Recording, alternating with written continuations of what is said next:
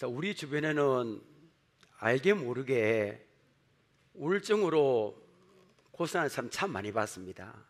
우리나라는 경쟁 사회잖아요, 그죠? 학생들, 그래 청년들, 어른들 참 남을 이겨야 되니까 스트레스, 그 스트레스 때문에 우울증을 겪는 사람이 참 많은 것 같습니다. 우울증이 아니라도 그 비슷한 증세 여러 가지로 이름을 대면 알만한 언론사 회장은 참 억울한 일로 십수년 년 전에 큰 곤욕을 치르고 일생일대의 목표를 접었을 때 참 힘들었다고, 우울증을 좀 겪었다고 이렇게 고백한 바 있습니다. 그리고 수십 년간 피말리는 이 경쟁 기자 생활을 한 어느 언론사 간부도 지독한 우울증에 벗어나기 위해서 주말이면 시골로 내려가서 텃밭을 가꾸고 그 다음에 낚시를 하면서 심신을 치유한다 이렇게 고백했습니다.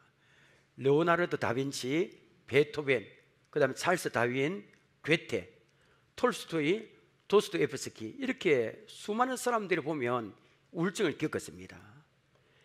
인류의 역사를 바꾸거나 한 시대를 풍미한 이런 사람들 알고 보면 다 남모르게 힘들어하고 정신적으로 우울증을 겪었습니다. 자, 우울하다 이 말을 많이 하는데 이 우울한 현상을 대수롭지 않게 판단할 수 있지만 그냥 방치하면 우울증이 됩니다. 우울증은 보통 스트레스로 인한 사회 심리적 요인과 그 다음에 뇌 전달, 신경 전달 물질 등 유전적 요인이 작용해서 나타나는 것으로 알려졌습니다. 자, 이렇게 우울증, 우울증은 5명 중에 1명꼴로 나타나는 것으로 되어 있습니다. 세계보건기구가 2020년도 질병을 연구해서 발표한 적이 있는데 우울증이 심장질환에 이어서 인류를 괴롭힐 질병 중에 위로 두 번째로 차지하는 경우가 있습니다. 굉장히 심각합니다. 남녀 전체로 본다면 15%. 여러분, 우울증이 남자가 높을까 여자가 높을까 여러분? 맞춰보세요. 50% 아닙니까 여러분? 남자가 우울증이 높을까 여자가 높을까요? 누가요? 여자. 어떻게 그렇게 잘 아십니까 여러분? 어떻게? 여자가 25%입니다 25%. 남자는 훨씬 낮죠, 그죠? 여자가 남자보다 우울증이 높게 나타나는 것도 있습니다. 이게 왠지 모르겠습니다. 뭐 여러 가지 상상할 수 있습니다. 여러 가지. 자, 제대로 치료하지 않으면 이게 발전이 돼서 죽음에까지 이르는 그런 무서운 병이 질병이 우울증입니다. 자, 그럼 여러분, 우울증은 예수님 믿는 사람에게도 나타날까요? 안 나타날까요? 나타납니다. 예수님 믿는 사람도 예외가 아닙니다. 믿음과 관계없습니다. 근데 여러분, 예수 믿는 성도에게는 이 일반 우울증 말고 또 하나의 우울증이 있습니다. 무슨 우울증인가 여러분? 영적 우울증입니다. 이 영적 우울증을 다른 말로 표현하면 영적 침체입니다.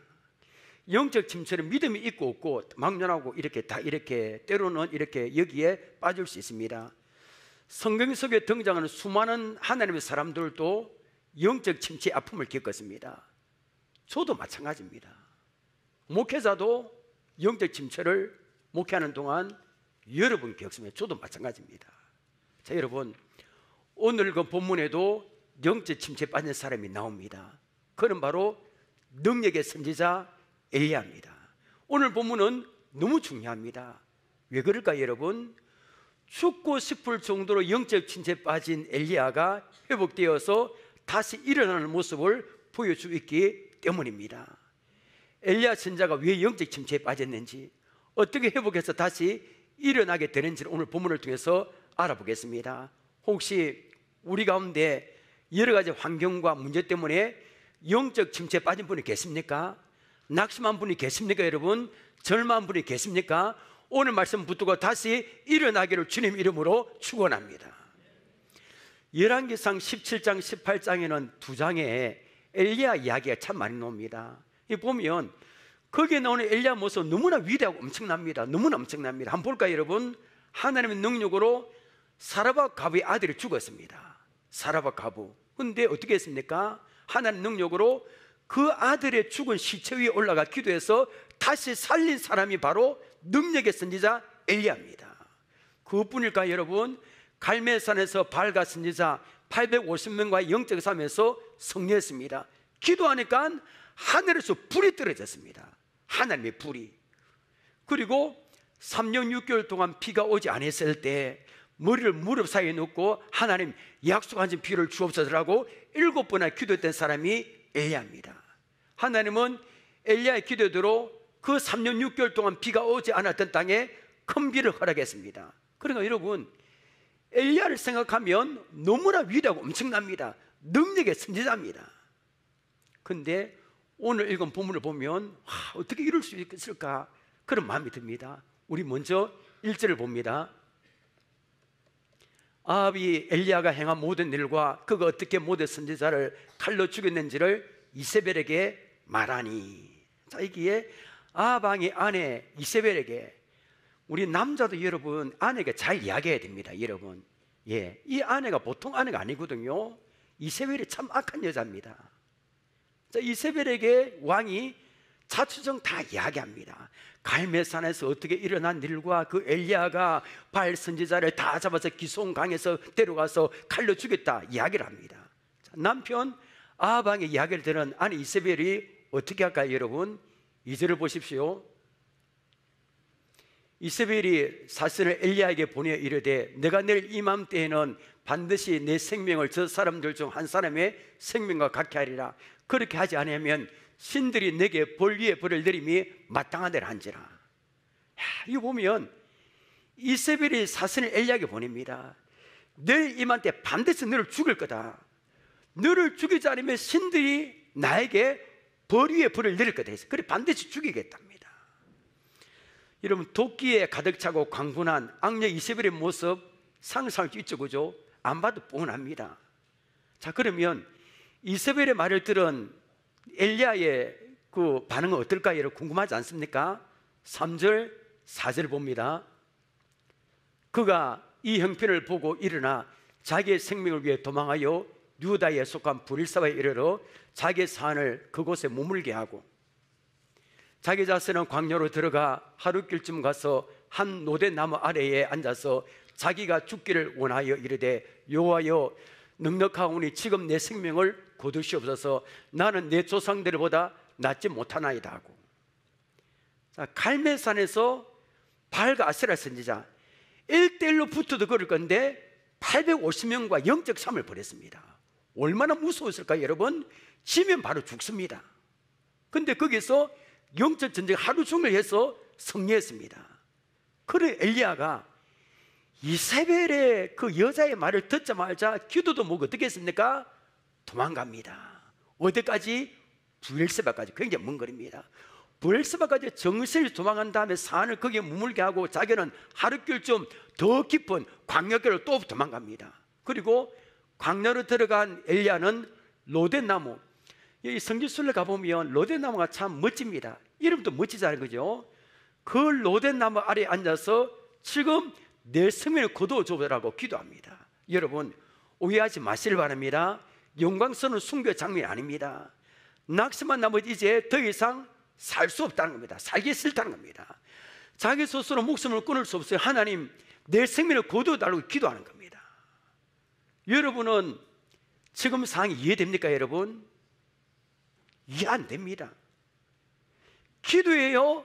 하늘에서 하나님 불이 떨어지게 한 사람이 엘리야잖아요 여러분. 능력의 선지 아닙니까? 조금 전에 그런 하나님의 살아있는 역사를 경험했습니다. 근데 어떻게 이럴 수 있습니까 여러분? 이럴 수 있습니다. 이게 바로 영적 침체입니다. 우리 가운데도 이런 경험을 하신 분들이 많이 계실걸요. 영적 침체, 늘 성령 충만하지 못하잖아요 여러분. 오늘 본문을 바탕으로 엘리야의 우울증을 다룬 기독교 서적도 몇 권 있습니다. 아니 우리 교단에서 발행하는 기독신문에서도 몇 년 전에 이 엘리야의 영적 우울증을 다룬 특별 기고를 한 적이 있습니다. 저 읽어봤는데 우울증에 대해서 참 쭉 읽어봤는데 굉장히 유쾌했습니다. 자, 그래서 오늘 일부 예배 때는 이 일반적인 우울증에 대해서 이야기를 좀 시간을 할애해서 많이 했는데 이부 때는 그냥 넘어가겠습니다. 자, 그러면 여러분 엘리야 선지자가 왜 이 영적 침체에 빠지게 됐을까? 이걸 알아야 됩니다. 이걸 알아야 해결할 수 있기 때문입니다. 다시 일어날 수 있기 때문입니다. 자, 여러분 엘리야가 영적 침체에 빠진 첫 번째 이유는 뭘까요? 자, 봅니다. 우리 같이 한번 읽습니다. 시작. 자신의 잘못된 시각 때문입니다. 자, 3절을 여러분 봅니다. 3절은 띄우지 않습니다. 3절 보면 엘리야가 문제에 부닥쳤을 때 취한 첫 번째 행동을 기록합니다. 어떻게 기록되어 있습니까? 그가 이 형편을 보고 일어나. 뭘 형편을 보았다는 걸까요, 여러분? 이세벨이 말한 대로 이제 곧 잡혀서 처참하게 죽게 될 그런 형편을 보았다는 겁니다. 여기에 영적 침체에 빠지게 된 문제가 있습니다. 엘리야는 보기는 보았습니다. 그런데 잘못 보았습니다. 아니, 더 정확하게 이해한다면 죽게 될 상황이 전혀 아닙니다. 자기가 그렇게 판단합니다. 여러분, 얼마 전에 하나님이 살아 계시잖아요. 하늘에서 불이 떨어졌습니다. 3년 6개월 동안 비가 오지 않는 땅에 옥수수같이 비가 내리게 하신 분이 하나님 있습니다. 하나님 죽게 내버려 둘까 여러분? 아닙니다. 여러분, 갈멜산에서 850명과 혼자 싸워서 이겼습니다. 백성들 누구의 편입니까? 엘리야의 편입니다. 백성들 위대한 하나님의 불이 떨어지는 역사를 보고 여호와 그는 하나님이시다 막 이렇게 고백합니다. 그 전에는 백성들이 여호와가 참신인지 엘리야 그 바알이 참신인지 몰랐습니다. 그런데 갈멜산에서 불이 떨어지는 걸 보고 영적인 잠에서 깨어났습니다. 아, 이세벨이 그 다음에 아합왕이 자기를 속였구나. 영적인 잠에서 깨어났습니다. 아합왕도 어떻게 하지 못합니다. 아합왕이 자기가 키운 그 바알 선지자를 엘리야가 다 죽였지만 왕이 있으면 어떻게 할 수 없는 겁니다. 이세벨 어떻게 못합니다.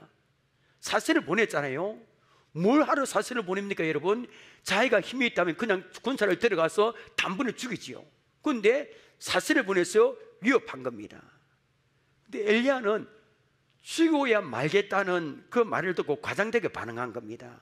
자기의 닥친 상황을 잘못 판단한 겁니다. 이것이 엘리야가 낙심에 빠진 첫 번째 이유입니다. 자, 여러분, 엘리야만 그럴까요 여러분? 우리는 그렇지 않습니까? 우리는 참 문제에 많이 부닥칩니다. 어떤 분은 그 문제 때문에 교회도 안 나오고 이제 다 끝났다, 밥도 안 먹고 절망하고, 저는 묻고 싶습니다. 여러분, 그 문제 자체가 우리를 낙심하게 할 만큼 그렇게 어려운 문제입니까? 여러분, 아니면 내가 그렇게 보는 겁니까 여러분? 문제를 어떻게 보느냐에 따라서 금방 죽을 사람처럼 낙심에 빠졌느냐, 아니면 그 문제를 가지고 기회로 만드는 사람이 있습니다. 몇 년 전에 여러분 여름에 그때 리모델 하기 전이죠. 하고 이제 이 새벽 기도에 기도를 하고 있는데 옆에 뭐가 석 지나가는 겁니다. 눈을 들어 보니까 뭐가 지나갔을까요 여러분? 이만한 개가 지나갔습니다. 지하교 육간에. 여러분, 안 놀랄까요 여러분? 저는 기겁을 했습니다. 어째 그렇게 개가 들어왔는지, 뭘 하루 새벽 기도 자리에 그 들어왔는지 얼마나 놀랐는지 모릅니다. 그러니까 하고 붙였습니다. 예. 지금 여러분 이 자리에 개보다 훨씬 작은 큰 쥐 한 마리가 돌아간다면 어떻게 할까요? 난리 날 겁니다. 여기에 아 하면서 괌 지르고 예배가 먹고 난리 날 겁니다. 왜 그렇습니까 여러분? 징그럽기 때문입니다. 그런데 그게 우리 시각입니다. 왜 우리가 도망가야 됩니까 여러분? 누가 도망가야 됩니까? 쥐가 도망가야 되는 거죠. 우리는 그 쥐에 비하면 거인입니다. 쥐를 우리를 보고 와 거인이라고 도망가야 될 거 아닙니까 여러분? 그런데 왜 쥐는 가만히 안 도망갑니다. 우리가 도망갑니다. 왜 우리가 도망가야 됩니까? 월터 디즈니가 있습니다. 월터 디즈니 사람 이름인데 이 사람 쥐를 징그럽게 보지 않았습니다. 1920년, 그래 100년 전에죠. 20년에 월터 디즈니가 굉장히 낙심했습니다. 이 목사님은 그에게 왜 낙심하느냐? 그때 청년인데 물었습니다. 디즈니는 출판사에 자기가 그린 만화 원고를 들고 찾아가 취직을 이렇게 구했지만 분분히 실패하는 거예요. 취직이 안 되는 겁니다. 그림 실력은 있는데 목사님 저는 안 됩니다. 저는 아무리 해도 소용이 없습니다. 가망이 없습니다. 낙심했습니다. 목사님은 디즈니에게 일자리를 구할 때까지 교회 창고에 좀 지내도록 했습니다. 여러분 창고에는 뭐가 많을까요 여러분? 어떻게 그렇게 잘 아십니까? 쥐가 많습니다. 근데 여러분 이 송구하는 사람은 뭐가 다릅니다. 이 디즈니하는 사람은 쥐를 안 겁내는 겁니다. 신을 겁내지 않고 오히려 귀엽게 봤습니다. 여러분 말씀 여러분 잡아서 자세히 보십시오. 귀엽습니다, 여러분. 정말입니다. 새끼는 더 귀엽습니다. 귀를 기르는 사람 윗대에 보니까 뭐 햄스터하고 저는 질색입니다. 그런데 작은 쥐도 막 만지고 기릅니다. 자세히 보니까 귀엽긴 귀엽대요, 여러분. 그때 디즈니는 창고의 쥐를 무서워서 안 하니까 이걸 앙증맞게 귀엽고 앙증맞게 그리면 좋겠다 생각이 떠올랐습니다. 그리고 드디어 귀엽고 앙증맞은 쥐를 그렸습니다. 그 쥐가 바로 이 쥐입니다. 한번 보여줄까요, 여러분? 예, 이분은 돌아가셨습니다. 비암으로. 월트 디즈니. 이 그림이 세계적으로 사랑받는 미키 마우스가 된 겁니다.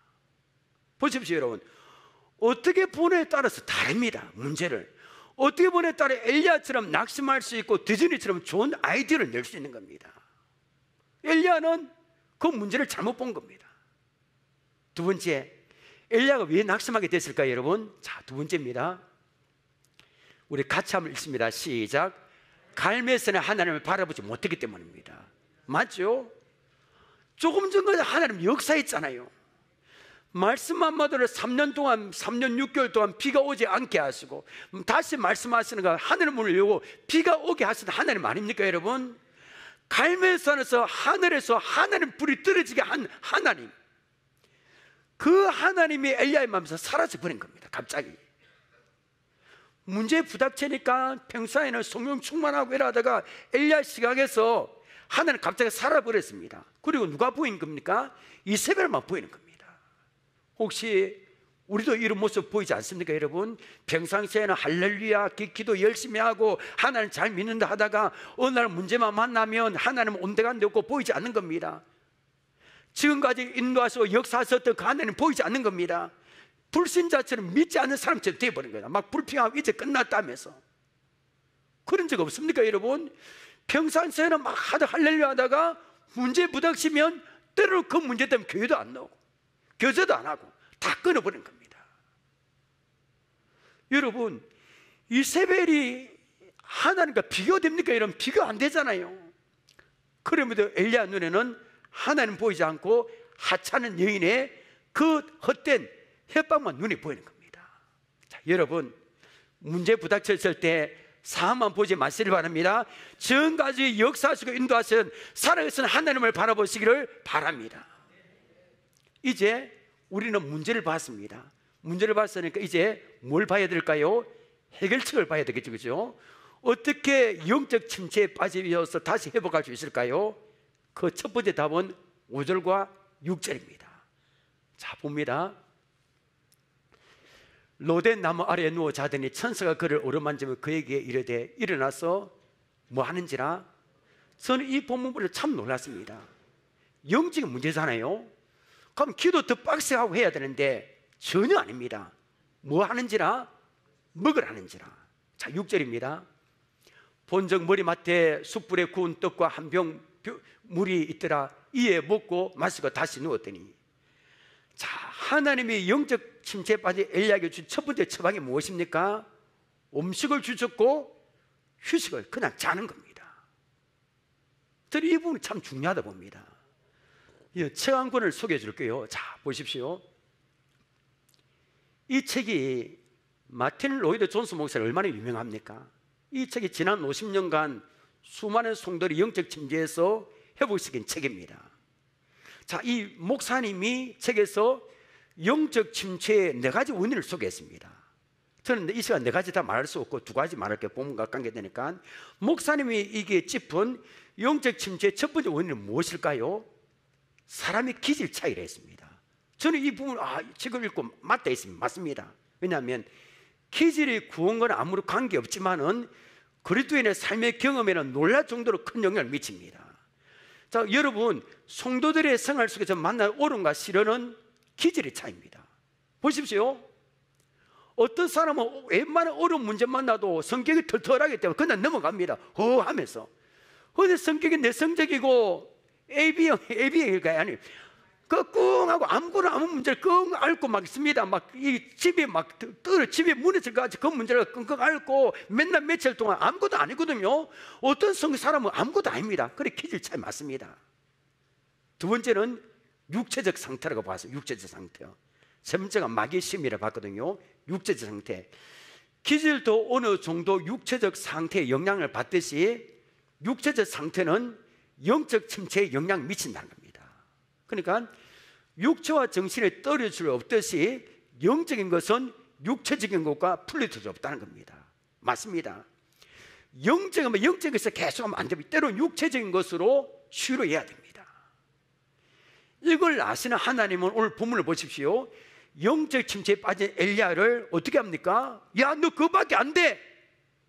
왜 너 그 조금 전에 불을 내려주는데 너 왜 이래? 기도 더 빡세게. 그걸 안 했습니다. 어떻게 했습니까?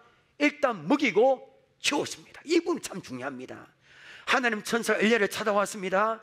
영적 침체에 빠져 로덴 나무에서 낙심해서 자고 있는 엘리야의 마음을 어루만져 주십니다. 여기서 어루만지다의 뜻이 부드럽게 주물러 풀어주답니다. 부드럽게 주물러 풀어주다. 엘리야의 단단한 마음 저는 이해됩니다. 그렇게 하나님 위해서 사역했는데 이세벨의 여자 막아주지도 않고, 우리도 그렇잖아요. 그렇게 교회에서 충성봉사했는데 내 자녀가 잘못되면 왜 막아주지 않느냐? 왜 우리 남편의 질병을 막아주지 않느냐? 왜 우리 아내 자녀 우리 이렇게 헌신의 주의를 지켰는데 막아주지 않느냐? 낙심합니다. 그 응어리지고 단단한 마음, 자기한테 때 하나님을 대한 원망의 마음으로 딱딱해졌습니다. 그 마음을 천사가 만지고 풀어준 겁니다. 여러분, 단단하고 응어리지고 굳어진 마음을 풀어주실 분은 오직 주님밖에 없는 줄 믿으시길 바랍니다. 주님이 만져주셔야 됩니다. 주님만의 영적 침체에 빠져 우리의 마음을 만지고 치유할 수 있습니다. 우리 가운데 낙심한 분이 계십니까? 영적 침체에 빠진 분이 계십니까? 누구에게도 말 못하지 못하는 그런 문제를 가지고 마음이 굳어지는 분이 계십니까, 여러분? 주님께서 이 시간에 내 마음을 만져주시면 다시 회복되어 일어날 수 있는 줄 믿으시길 바랍니다. 히브리서 11장 6절입니다. 믿음이 없이는 하나님을 기쁘게 하지 못하나니 하나님께 나가는 자는, 그 다음에 중요한 부분이 옵니다. 반드시 그가 계신 것과, 여러분 이 자리에 사랑의 주님께서 함께하는 줄 믿으시길 바랍니다. 두세 사람이 모인 곳에, 주의 이름 모인 곳에 주님께서 함께하십니다. 우리 눈에 보이지 않지만 영으로 계신 주님이 함께하십니다. 주님께서 이 시간에 우리의 상한 마음을 만져주기 위해서 지나갔습니다. 이렇게 이 시간 믿음의 손을 내밀어 지나가시는 주님을 만지십시다. 그분의 옷자락을 만지십시다. 믿음으로 주님을 만질 때 영적 침체에서 일어날 수 있습니다. 영적 우울증이 치료됩니다. 그런 마음으로 이 찬양 한번 우리 한번 불러볼까요?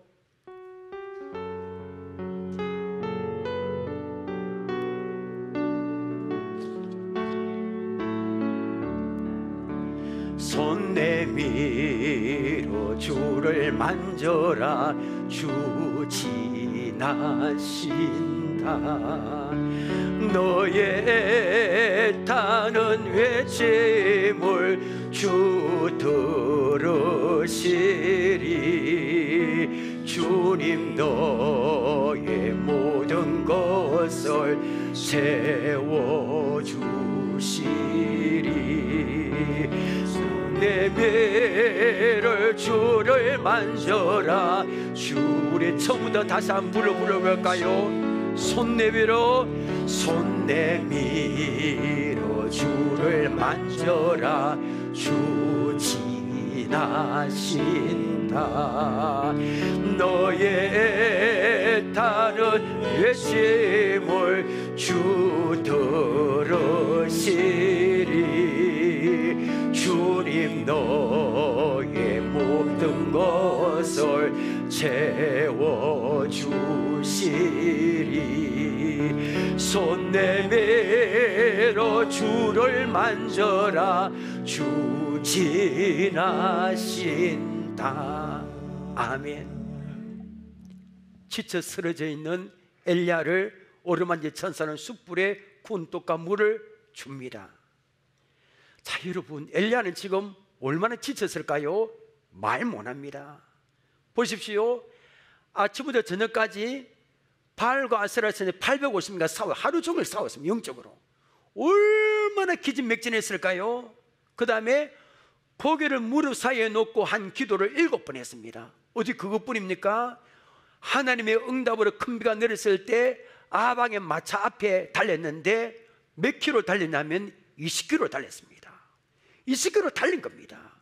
그리고 이세벨의 협박받자마자 지금 브엘스바까지 먼 곳까지 지금 뛰어왔습니다. 그런데 지금까지 겪은 일을 보면 완전히 녹초가 됐습니다. 모든 비는 한꺼번에 다 몰려왔습니다. 천사는 허기지고 지쳐있는 엘리야에게 숯불에 구운 떡과 물을 주었습니다. 하나님이 너 이것밖에 안 돼, 너 정신 차려 할 것 같은데 아닙니다. 하나님은 엘리야의 마음을 만져주시고 육신적으로 회복의 기회를 주신 겁니다. 이 부분이 저는 너무 중요하다 봅니다. 우리 영적인 문제는 더 기도해야 되고 더 금식해야 하는데 아닙니다. 여러분, 이 우리나라에 조울증에 걸린 사람 참 많습니다. 조현병, 조울증 걸린 사람이 자살할 기도하다가 응급실에 실려와서 그리고 의사가 어떻게 대처하느냐, 이게 대해서 방송을 한 적이 있습니다.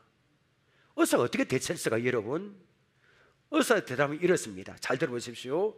우리가 가장 먼저 하는 일은 그 사람에게 음식을 주는 일입니다. 음식을 준다는 겁니다. 대체로 고기를 먹이지요. 그들은 몸에 축적된 단백질의 양이 낮은 상태입니다. 그들은 대개 2, 3일을 대체로 굶었기 때문에 이렇게 오면 우리는 먼저 먹입니다. 이렇게 인터뷰를 한 걸 봤습니다. 음식과 휴식을 주는 것이 이렇게 중요합니다. 가벼운 우울증을 치료하기 위해서 때로는 기도와 말씀은 당연하지만 때로는 취미, 여행, 운동, 수면, 자기만의 스트레스 해소법을 가져야 되는 겁니다. 효과가 확실하다면 습관이 되지 않는 범위 안에서 가벼운 일탈을 해도 좋습니다. 그러니까 좀 일탈이, 여러분, 규칙적 습관에 좀 벗어나라는 겁니다. 저는 몰랐는데 설교 준비하다가 여자들이 때로는 가정 살림에 너무 힘들고 지칠 때 설거지도 하기 싫을 때도 있습니다. 여러분, 맞습니까? 여러분, 이때는 크게 대답해야죠. 예. 근데 저는 잘 못했습니다. 예. 빨래도 보기만 해도 싫다. 빨래 개는가 하고 막 산더미에 쌓여질 때 그냥 귀찮다 돼 보니까, 남편의 뇌를 보면 친절머리가 난다 돼 보니까 격렬히 남편이 미워지기도 하고. 왜 남편이 미워져야 됩니까? 여러분, 남편의 속옷이 미워져야 되는 거 아닙니까? 근데 남편이 미워져야, 그 정도로 삶에 지쳤다는 겁니다. 그때 이야기를 들으면 억지로 절대 하지 말라는 겁니다. 남편 절대로 억지로 하라 이렇게 이야기하면 안 되는 겁니다. 억지로 하지 말고 때로는 만사 젖혀놓고 나가라는 겁니다. 가출을 하라는 게 아니고 때로는 바람도 쐬고 친구들 만나고 이야기도 하고 이런 조달조달 이야기도 많이 하고 고기도 먹고 이렇게 하라는, 그때 치유가 된다는 겁니다. 여자분들 꼭 그렇게 하시길 바랍니다. 여러분, 이때는 아멘 크게 안 합니까? 여러분, 영적 우울증에서 회복하여 다시 일어나는 길은 음식과 회복도 필요한 사실을 기억하시길 바랍니다. 두 번째, 하나님이 낙심하여 지쳐 엘리야를 다시 일으킨 두 번째 처방은 뭘까요? 여러분, 자 봅니다. 두 번째는 이게 우리 제가 대지를 제가 안 보냈죠, 그죠? 나 혼자가 아니라는 겁니다. 나를 돕고 함께할 동력자가 있다는 겁니다. 자, 18절 봅니다. 18절입니다. 그러나 내가 이스라엘 가운데서 7,000명을 남기리니. 자, 이 말씀은 하나님이 낙심해 있는 엘리야에게 하신 말씀이거든요. 왜 이 말씀을 하셨습니까? 보십시오. 다시. 그러나 내가 이스라엘 가운데 7,000명을 남기리니 다 바알에게 무릎을 꿇지 아니하고 다 바알에게 입맞추지 아니한 자니라 했습니다. 여러분, 하나님께서 왜 이 말씀 하셨을까요? 여러분, 엘리야가 영적 침체에 빠진 이유 중 하나가 자기 혼자 외롭게 싸운다고 생각하기 때문에, 자기밖에 없다는 겁니다. 하나님 위해서 싸우는 사람 자기밖에 없다는 겁니다. 엘리야야, 내가 어찌하여 여기 있느냐라고 하나님 물으셨습니다. 그때 엘리야는 자신에게 대답합니다. 14절 봅니다. 그가 대답하되 내가 만군의 하나님 여호와께 열심히 유별하오니 옛날 개혁 성경에는 열심히 특심하오니라고 번역됐습니다. 엘리야는 열심히 특심했습니다. 그런데 문제가 있습니다. 계속 한번 볼까요? 이는 이스라엘 자손이 주의 언약을 버리고 주의 제단을 헐며 칼로 주의 선지자를 죽였으며며 그 다음부터 함께 읽겠습니다. 시작. 오직 나만 남았거늘 그들이 내 생명을 찾아 빼앗으려 하나이다. 자기만 남았다는 겁니다. 여러분, 진짜로 하나님을 위해서 일하는 선지자가 엘리야 혼자 남았습니까? 아닙니다, 여러분. 그런데 엘리야가 이 사실을 알고 있습니다. 그런데 왜 이렇게 하는 겁니까? 하나님 앞에 투정을 부르는 겁니다. 하나님 앞에. 왜? 이거 우리의 모습일 때 있습니다. 우리를 때로 세상 전체에 이런 어려움을 겪는 사람 나밖에 없어.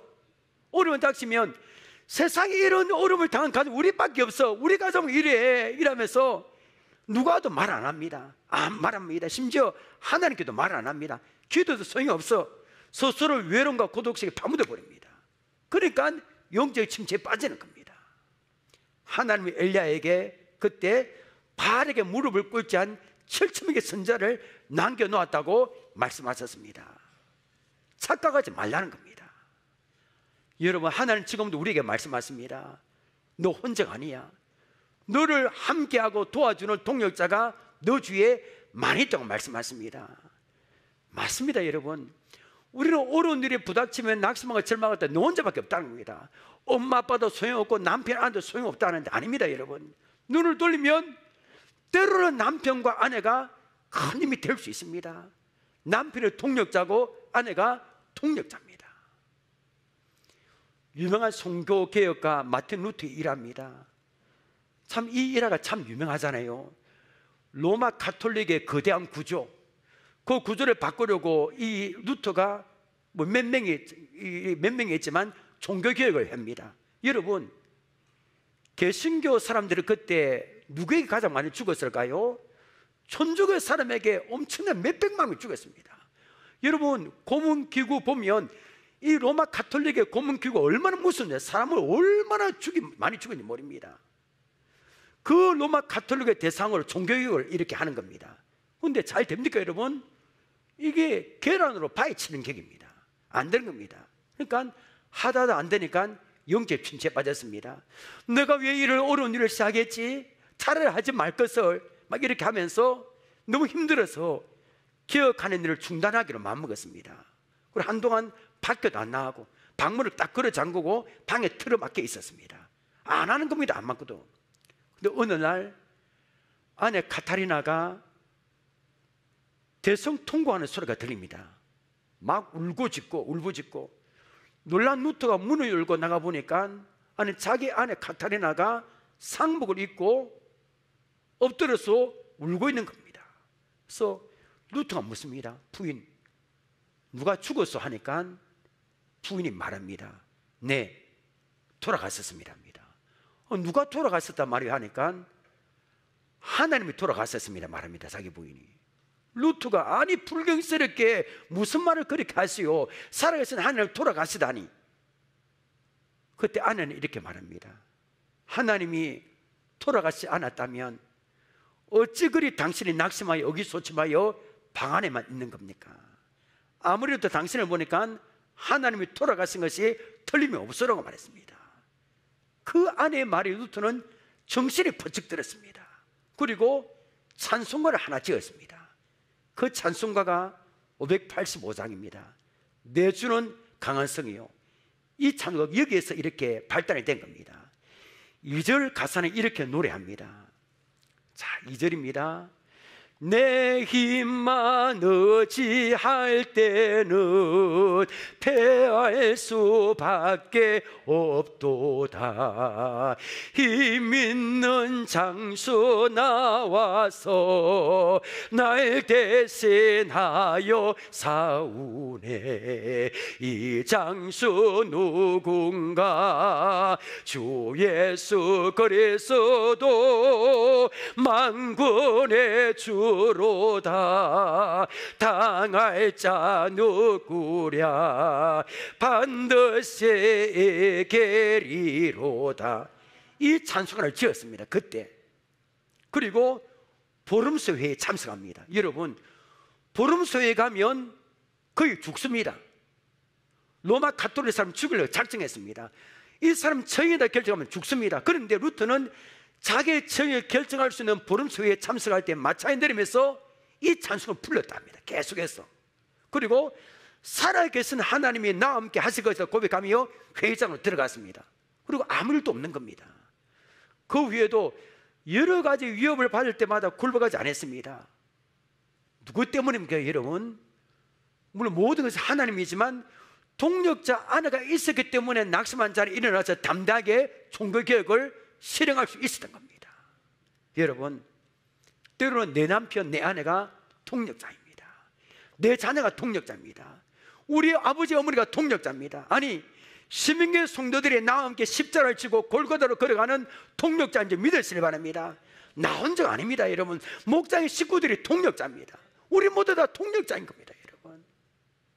근데 여러분, 이 동력자 말고 진짜 항상 우리를 도와주는 분이 계십니다. 그분은 어떤 상황에도 우리 곁을 떠나지 않습니다. 세상 모든 사람은 너 잘못해서 손가락을 잔다 할지라도 그분은 언제나 나를 붙들고 내 곁에 함께 하십니다. 그분이 누굴까요? 나의 아버지가 되시는 하나님이신 줄 믿으시길 바랍니다. 때문에 우리는 나 혼자밖에 없다, 이 착각하고 낙심할 때 여러분 이렇게 외치시길 바랍니다. 아니야, 나 혼자 아니야. 우리 아버지 되신 하나님이 너와 함께 하신다. 사망의 엄청난 골짜기를 지날지라도 하나님은 너와 함께 하신다고 고백하시기를 바랍니다. 시편 43편 5절 우리 함께 읽겠습니다. 시작. 내 영혼아, 내가 어찌하여 낙심하며 어찌하여 내 속에서 불안해하는가. 너는 하나님께 소망을 두라. 그가 나타나 도우심으로 말미암아 내 하나님을 여전히 찬송하리로다. 아멘입니다. 말씀 맺겠습니다. 우리는 하나님 불러주신 존귀한 하나님의 자녀입니다. 혼자가 아닙니다. 눈을 크게 여십시오. 우리 곁에 하나님이 늘 함께 하십니다. 영적 침체에 몸을 잊지 말고 엘리야에게 주신 말씀을 붙들고 다시 일어서기를 주님의 이름으로 축원합니다. 오늘 주신 말씀 붙들고 찬양하며 나아가겠습니다.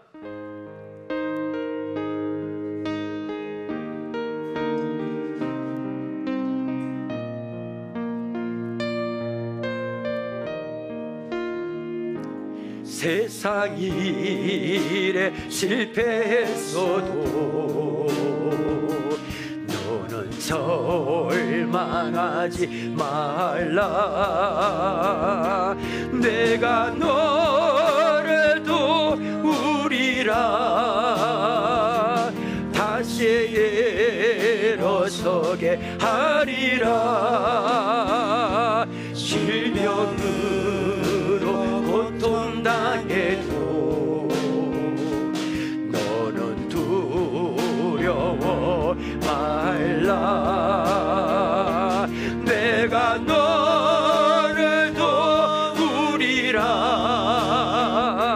다시 일어서게 하리라. 날 버린 자들도 내가 사랑하거든. 하물 너희를 그냥 둘까 보냐. 나는 너와 함께하는 너의 하나님 내 미리 오른손으로 붙들리라. 내가 너를 굳세게 하리라. 너를 크게 사용하리라. 너로 하여금 나를 증거하도록 내가 너를 또 한량 핍박 끊임없어도.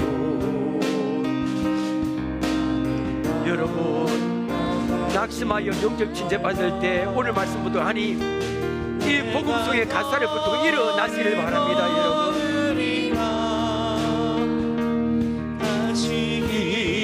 일어서게 하리라. 참지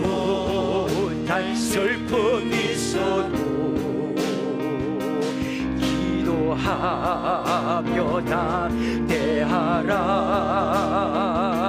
내가 너를 도우리라. 다시 일어서게 하리라. 감사 눈물 흘리며 믿음으로 간구하는 너의 기도를 내가 외면하랴. 나는 너와 함께하는 나의 하나님께 믿니 오른손으로 붙들리라. 내가 너를 굳세게 하리라. 너를 크게 사용하리라. 너로 하여금 나를 정거하도록 내가 너를 굳세게 하리라. 내가 너를 굳세게 하리라. 너를 크게 사용하리라. 너로 하여금 나를 점거하도록 내가 우리 다시 한번 고백합니다. 내가 너를 굳세게 내가 너를 굳세게 하리라. 너를 크게 사용하리라. 너로 하여금 나를 점거하도록 내가 너를 도우리라. 여러분, 엘리야 선지자를 통해 영적 침체에 빠지는 이유와 어떻게 하면 회복될 수 있는지를 배웠습니다. 이 기도 제목을 붙들고 기도하십시다. 하나님, 나의 영의 눈을 열어달라고. 내 자신을 잘못된 시각으로 보지 않기를 원합니다. 하나님의 시각으로 상을 올바르게 바라보게 하옵소서. 문제에 부닥칠 때 상에 집착하지 말고 지금까지 인도하시고 역사하셨던 그 하나님을 보기를 원합니다.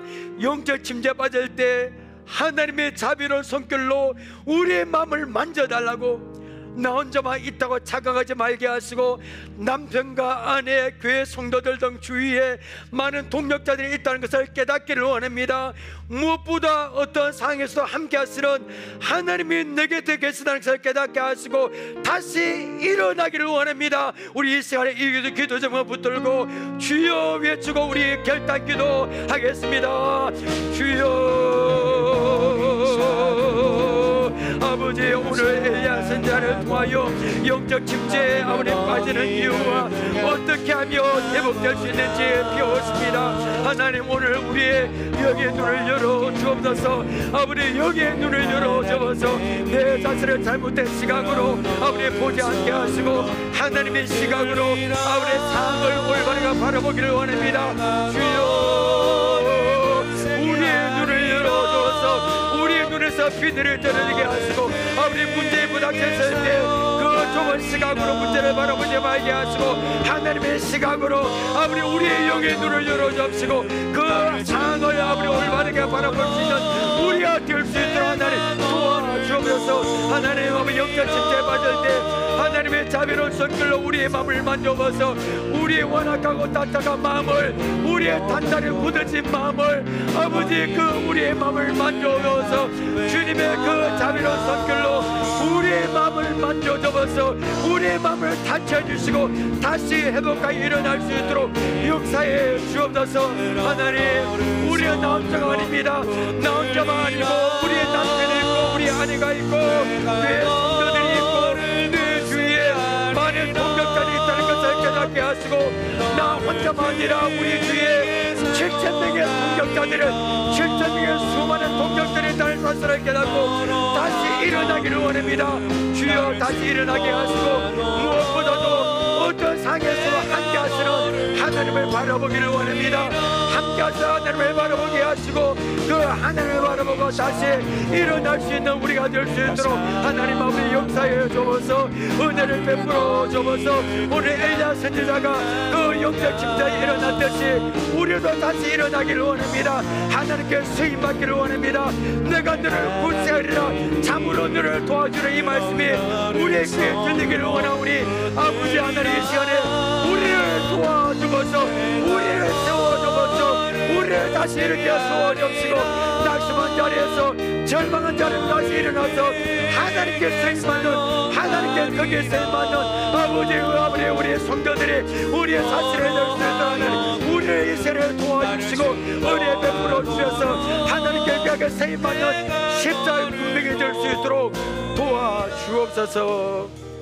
하나님 우리도 여러 가지 환경과 문제 때문에 아버지 좁은 시각 때문에 낙심하여 그렇지 않음에도 불구하고 영적 침체에 빠져서 그 상황 때문에 낙심하여 아버지 절망에 빠진 우리의 모습을 봅니다. 하나님 상황에 집착하지 말고 지금까지도 역사하시고 함께 하신 그 하나님을 바라보기를 원합니다. 아버지 이 시간에 영적 침체받는 성도가 있습니까? 하나님의 자비로운 손글로 만져 주옵소서. 우리의 마음을 만져 주옵소서. 이렇게 세워 주옵소서. 우리가 7,000명의 아버지 하나님께서 남겨둔 아버지 동역자들이 있습니다. 그 동역자가 남편일 수 있고 아내일 수 있고 우리 자녀일 수 있고 우리 부모일 수 있고 우리 교회 성도들 우리 목장의 성도들을 시사오니 그것을 바라보게 하옵소서. 무엇보다 어떤 상에서도 함께 하시는 하나님이 내 곁에 계신다는 것을 깨닫기를 원합니다. 확신하게 하옵소서. 그러니까 다시 일어나서 내가 너를 구세하리라 참으로 너를 도와주리라 하나님의 음성이 우리 귀에 들려서 다시 일어나서 성령의 삶을 살아갈 수 있도록 역사에 주옵소서. 예수님의 이름으로 기도합나이다. 아멘.